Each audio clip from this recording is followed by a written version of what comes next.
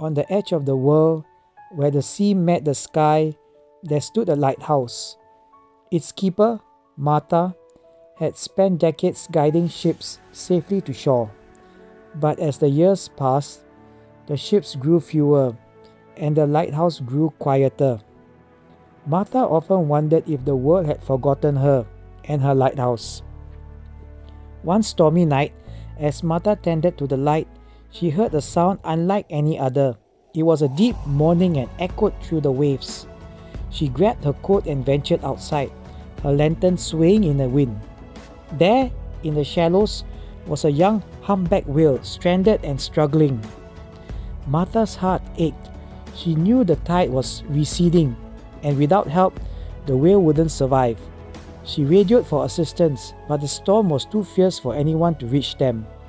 It was just Martha and the whale, alone against the elements. Through the night, Martha stayed by the whale's side. She sang old sea shanties her father had taught her, her voice steady against the howling wind.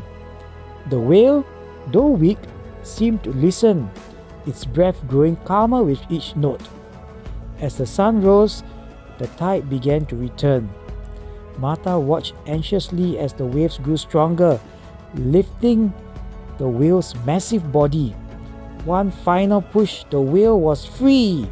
It lingered for a moment, its eye meeting Martha's, as if to say, "Thank you."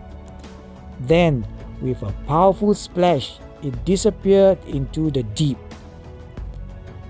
Martha returned to her lighthouse, her heart full.